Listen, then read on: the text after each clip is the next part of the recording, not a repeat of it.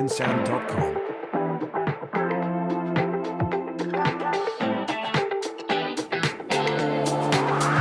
Đã đến nơi rồi nhá. Mình đi xuống nhá. Công nghiệp quá. Mang làm gì? Đi thôi. Cả nghìn tỷ nó biết đi à? Cháu đi về đây. Cháu vẫn ngồi ở tiền rồi đi xuống à? Ở đây là xa nhất là điểm iPhone mà cái lịch sử của iPhone này. Cháu đi bộ là em không? iPhone thì là vào nó hơi xa. Thì chị nếu mà có nhu cầu thì Cây nữa. Phóng xạ ơi. Chào ơi, chào nào. không nhớ chị nhé. Xem thực tế bản đồ Chào là phóng xạ đâu. Thôi đừng nghe đây tao. Ơi đừng. Đâu phóng xạ đâu rồi. Đúng rồi. Sao không kìa? Người ta còn video ấy. Rồi. Dạ. Ok và hôm nay chúng mình đang ở đâu ấy? Đang cổ gì? Mình đang ở đâu ấy à? Cổ Đường Lâm.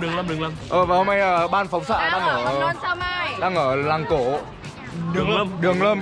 Và hôm nay chúng mình sẽ cùng thực hiện một tour đi Ba Vì. Và mọi người hãy cùng theo chân chúng mình nhá.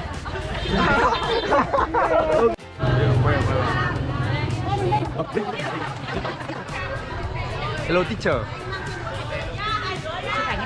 Đây là đang quay quá.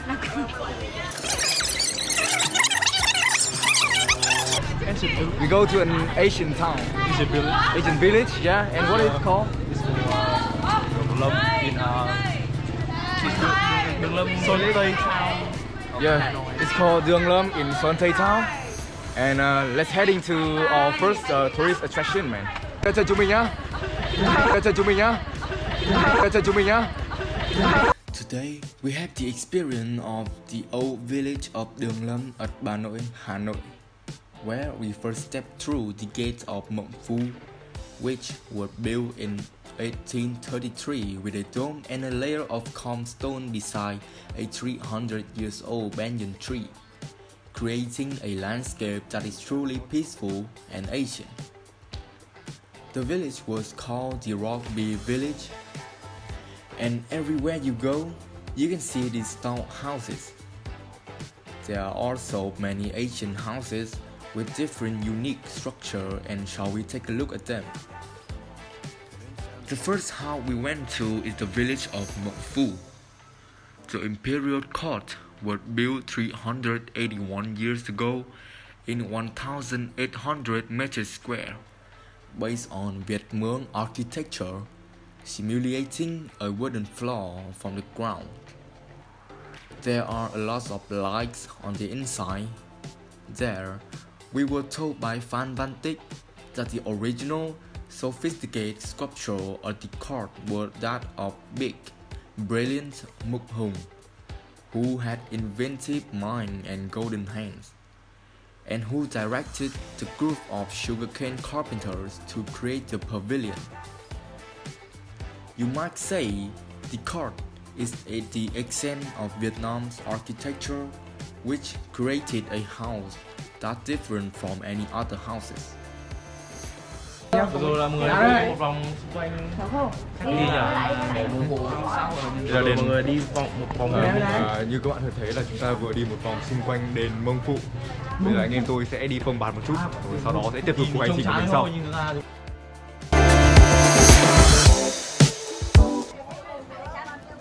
The next camp is Ông Hùng. It's the oldest house in the village of Mộng Phu. The house was built in 1649 and is now nearly 400 years old with 12 inhabitants. As soon as we got to the gate, we saw that the ancient gate was made of stone, grasshopper mud to form a adhesive. The house was constructed in style 5 of Isa II.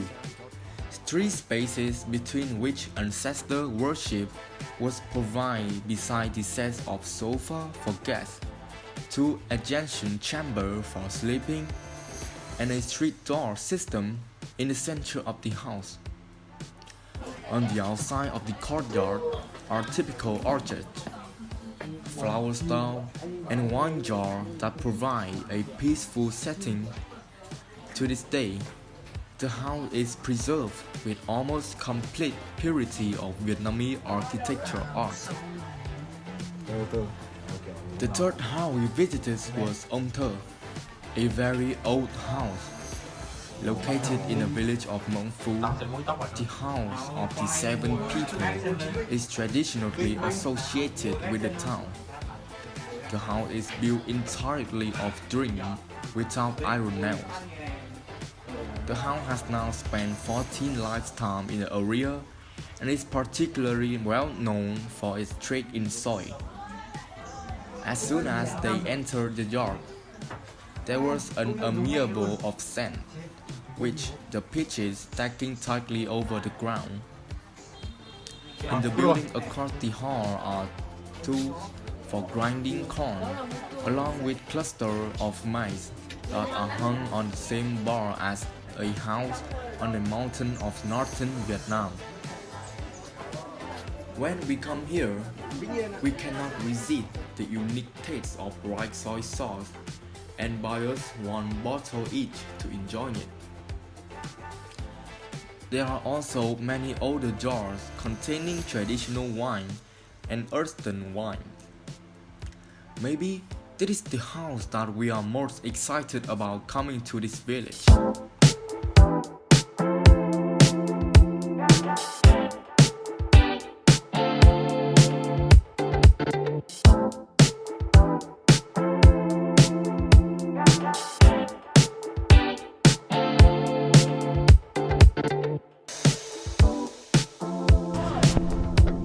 Con mới quay đằng trước được gì nhỉ?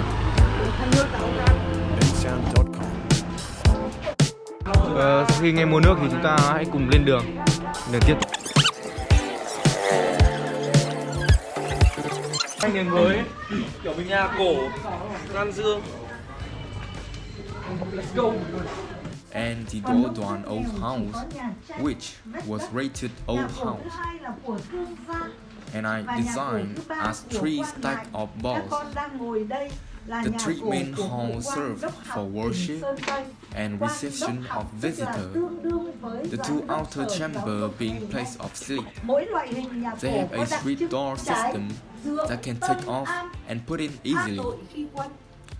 According to the ballet architecture, the roof tile is not bent but prioritizes the use of straight lines. The building is also well designed and open. In addition to being a priest, he is also a famous teacher. The high level of doors not only serve a reminder to bow down to the teacher in the house. To preserve your antiquity, you only add wooden tables and other items that remain the same. Although there was no business tourists, they opened the door for visitors to see the house. During the day, the house is constantly illuminated by high ceiling, and the openings are designed to let light in.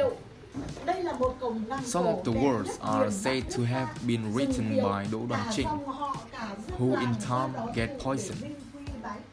They pay tribute and hang it in the middle of the house for the visitor. Before you leave, you can take a taste and walk through the local specialties like chè lam, bánh san, thương gạo. Generally, this was a wonderful journey for us to learn more about Asian customs. And finally, we would like to have a thanks to Mrs. Minh, who created for us such a wonderful opportunity to have a memorable experience. Rồi, từ từ tắt hết đi, sao mà ba nhạc lên là lên nhá. Nhạc cứ lên. Tắt đầu giữa tay luôn. Gì vậy? Cho to lên nào. Em muốn nói em yêu anh, tim em còn trong hơi thở, lại gần hôn anh đi, khi con tim không ở trên đầu, khi em mắt em hay em nói em sẽ kiếm nàng.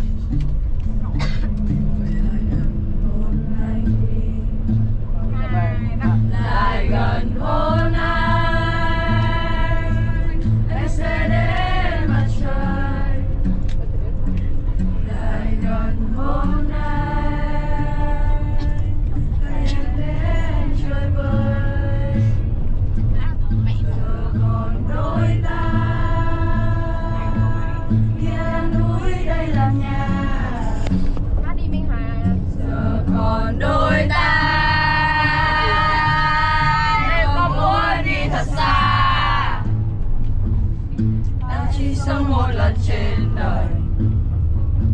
Suy nghĩ lắm chị em ơi, bao nhiêu yêu thương trên đời lại bị ngọt trên đôi môi. Lại gần hôn anh sẽ đến mặt trời. Lại gần hôn anh trời ơi. Giờ còn đôi ta, kia là núi đây là nhà. Lát lên cho con quay kìa. Giờ còn đôi ta, em có muốn đi thật xa. Mày cậu đâu? Flash đây. Chụp cái lên đi. Ở nhà quá sập quần rồi. Đấy, flash đây còn gì nữa không? Tay. Để rồi em. Sáng như mình đi ăn. Ơi, khói quá cậu. Quẩy đi. Chói à? Quẩy quẩy. Quẩy quẩy. Ê, thôi nha. Mời anh quẩy chị ơi.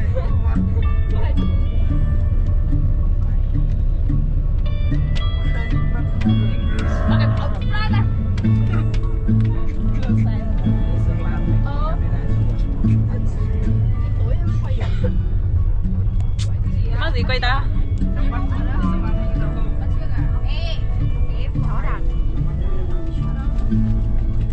Ngộ quá. Đuổi xuống xe bây giờ.